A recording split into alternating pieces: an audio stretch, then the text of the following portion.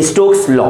और Stokes law की बात करें तो जियो टेक्निकल इंजीनियरिंग में जब सेडिमेंटेशन एनालिसिस करते हैं फॉर पार्टिकल क्लासिफिकेशन तो वहां पर इंपॉर्टेंट सबसे ज्यादा होता है। इन्वायरमेंट इंजीनियरिंग में अगर बात करें तो आप सेडिमेंटेशन टैंक की डिजाइन करते हैं तब वहां पर जरूरत होता है आपके पास में स्टोक्स लॉ। तो आइए देखते हैं कि ये स्टोक्स लॉ मेनली यहां पर है क्या।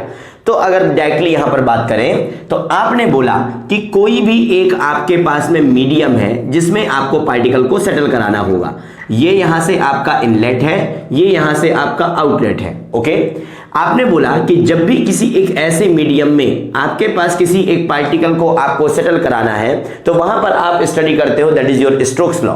और स्टोक्स लॉ के हिसाब से इन्होंने क्या बोला कि अगर कोई पार्टिकल किसी एक इनफाइनाइटली लार्ज मीडियम में, अगर कोई पार्टिकल किसी एक इनफाइनाइटली लार्ज मीडियम में इंडिपेंडेंट डाउनवर्ड मूवमेंट करता है तो एक टाइम के बाद में वो एक सर्टेन कांस्टेंट वेलोसिटी को अटेन कर लेता है। तो देखो, जब भी कोई पार्टिकल किसी एक इनफाइनाइटली लार्ज मीडियम में इंडिपेंडेंटली डाउनवर्ड मूवमेंट करता है तो यहां पर इसका सेल्फ वेट लगा नीचे की तरफ, नीचे से लगने वाला बॉयंसी फोर्स आपके पास लगा ऊपर की तरफ, और ये पार्टिकल जिस मीडियम में ट्रेवल करेगा वो मीडियम उस पर उसके डायरेक्शन के अपोजिट में लगाएगा drag force, that is your FD.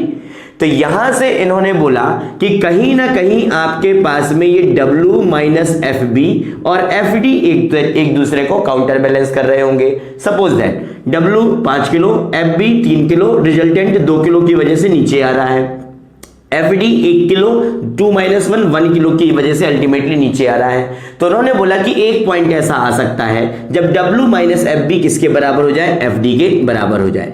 जिस पॉइंट पर आपके पास में ये काउंटर बैलेंसिंग हुई उस पॉइंट पर आपके पास में एक्सेलरेशन हो जाएगा जीरो। एक्सेलरेशन हुआ जीरो तो इस पॉइंट पर जो वेलोसिटी होगी वो क्या हो जाएगी, कांस्टेंट। और इस कांस्टेंट वेलोसिटी को ही आप क्या बोलते थे यहां पर, that is your settling velocity of the particle, या आपके पास terminal velocity of the particle. क्या बोला मैंने कि जब भी कोई पार्टिकल किसी भी मीडियम में इंटर करेगा शुरुआत में एक्सेलरेट होगा। क्यों? W आपके पास उसका वेट लगेगा नीचे की तरफ, एफ बी बायंसी फोर्स लगेगा ऊपर की तरफ, W माइनस एफ बी की वजह से नीचे आ रहा है। इसको रेजिस्ट कौन कर रहा है, एफ डी, ड्रैग फोर्स जो अपोजिट डायरेक्शन में। एक पॉइंट ऐसा आया जब W minus F B F D के बराबर हुआ, एक्सेलरेशन जीरो हुआ। एक्सेलरेशन जीरो हुआ तो वेलोसिटी कांस्टेंट हुआ। जिस पॉइंट पर ये फिनोमेना हुआ उस पॉइंट पे जो वेलोसिटी होगी वही कांस्टेंट वेलोसिटी हो जाएगी, and that is your settling velocity of the particle.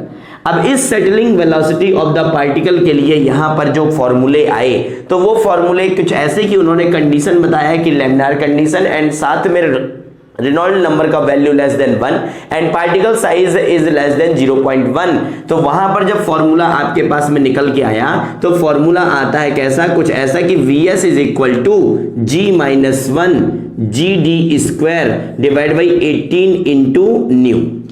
आपके पास में यहां पर ये सबसे पहला फॉर्मूला, टोटल मिला के ये स्टोक्स लॉ में 4 फॉर्मूले हैं और चारों फॉर्मूले हम ये देख लेते हैं कि यहां से कैसे आते हैं, कंफ्यूजन सारा का सारा खत्म। Vs is equal to G minus 1 GD square upon 18 into mu. Mu क्या है आपके पास में, न्यू है आपके पास में kinematic viscosity. Is it okay? आपके पास में ये न्यू इज इक्वल टू क्या होता है, न्यू इज इक्वल टू होता है आपके पास में म्यू डिवाइड बाई रो। तो यहां पर न्यू की जगह अगर म्यू डिवाइड बाई रो रख दिया जाए सो Vs इज इक्वल टू हो गया G minus 1 GD square divide by 18 into mu divide by rho. ये रो आपके पास में डेंसिटी ऊपर जाके G से इंटू होता है तो ये क्या बना लेगा आपके पास में unit weight of water, that is your G minus 1 into gamma W D square upon 18 into mu. Is it okay? और ये gamma W unit weight of water जब इसमें अंदर इनटू होगा तो ये बना लेगा आपके पास में unit weight of solid minus unit weight of water into D square divide by 18 into mu. ये कुल मिला के स्टोक्स लॉ में अप्लाई करने के लिए जितने भी क्वेश्चन बनेंगे, एक फॉर्मूला ये रहा, दूसरा उसका फॉर्म ये रहा, तीसरा इसका फॉर्म ये रहा और चौथा इसका फॉर्म ये रहा। इसके बाहर यहां पर सेटलिंग वेलोसिटी का क्वेश्चन आपसे नहीं जाता है। Is it okay? पहली चर्चा सेटलिंग वेलोसिटी के अलग अलग फॉर्म पर। दूसरा यूनिट की बात करें अगर तो आपके पास में है न्यू और है आपके पास में म्यू। तो न्यू इज इक्वल टू आपने बोला कि होता है mu divide by rho. Is it okay? Mu का यूनिट क्या है? म्यू का यूनिट है न्यूटन सेकेंड पर मीटर स्क्वायर इनटू आपके पास रो का यूनिट क्या है? डेंसिटी का किलोग्राम पर metre cube. Is it okay? Newton क्या होता है? न्यूटन होता है किलोग्राम मीटर पर सेकेंड स्क्वायर इनटू सेकेंड पर मीटर स्क्वायर आपके पास में पहले से था इनटू मीटर क्यूब पर किलोग्राम। कैंसिल आउट करो तो देखो ऊपर है मीटर टू द पावर 4, नीचे है केवल मीटर स्क्वायर, तो ऊपर बचा मीटर स्क्वायर। यहां पर है सेकंड आपके पास में, नीचे सेकंड स्क्वायर, तो ये हुआ सेकंड। किलोग्राम से किलोग्राम कैंसिल आउट, तो न्यू का यूनिट क्या हो गया? मीटर स्क्वायर पर सेकंड। तो देखा क्या? 4 फॉर्मूले, और देखा क्या? यूनिट देखा। लास्ट चीज लिमिटेशन, कि आपको इस सेटलिंग वेलोसिटी में लिमिटेशन क्या दिखते हैं। तो लिमिटेशन देखो सबसे पहला, कि आपके पास में स्टेटमेंट ही थोड़ा सा रॉन्ग हो गया कि पार्टिकल इनफाइनाइटली लार्ज मीडियम में ट्रेवल करता है। नहीं, आपके पास में यहां पर कुछ पार्टिकल होंगे जो एक साथ डाउनवर्ड मूवमेंट कर रहे होंगे, पहला। दूसरा, यहां पर अगर लिमिटेशन की बात करूं, ये क्या है आपके पास में? That is your limitation.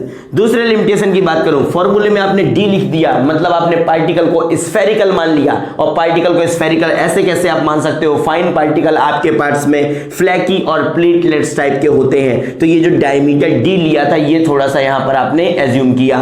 तीसरा, कि ये जो वैलिड है आपके पास में, ये 0.2 mm से लेके 0.0002 mm साइज के लिए फॉर्मूला वैलिड होता है। तीसरी चीज। फोर्थ, आपके पास में जी का वैल्यू आपने लिख दिया, उसके साथ कुछ मेंशन नहीं किया।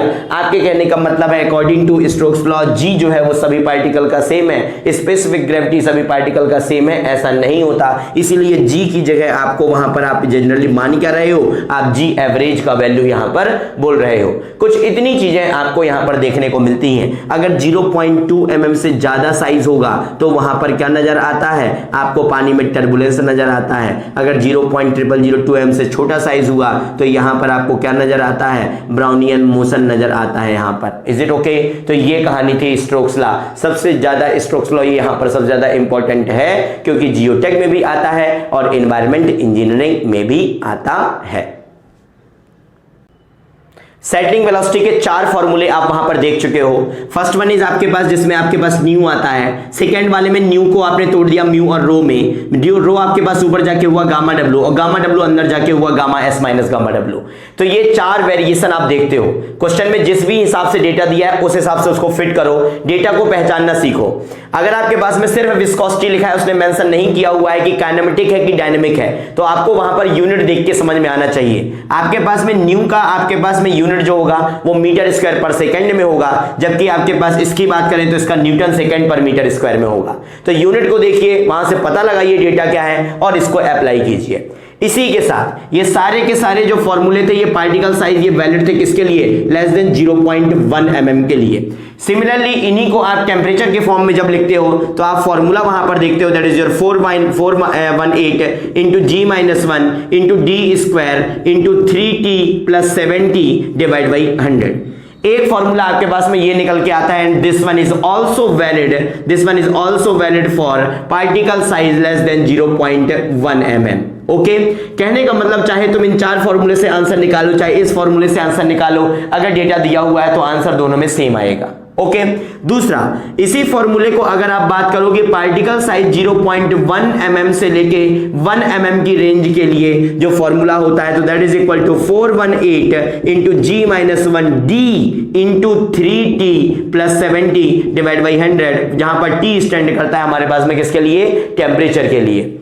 यहां पर हो गया Vs इज इक्वल टू आपके पास में ओनली चेंज है आपके पास में D, एंड लास्ट वन आता है आपके पास में when particle size is greater than 1 mm, और फॉर्मूला निकल के आता है that is your 1.8 under root G into D into G minus 1 formula निकल के आता है। तो फॉर्मूले का यूज पूछेगा क्या? कभी यूज नहीं पूछेगा। जो क्वेश्चन बहुत ज्यादा बार पूछा जा चुका है वो ये है कि पार्टिकल साइज दे देगा और पूछ देगा तो आप यहां पर जवाब दोगे Vs is proportional to D square. Particle size यहां पर दे देगा, आप यहां पर बोलोगे Vs is proportional to D for the particle size range 0.1 mm to 1 mm, और अगर पार्टिकल साइज 1 mm से ज्यादा है so Vs is proportional to under root D, and this one was the most important thing. आपके पास में यहां पर ऑब्जेक्टिव में फ्रीक्वेंटली क्वेश्चन पूछा जा चुका है कुछ ये।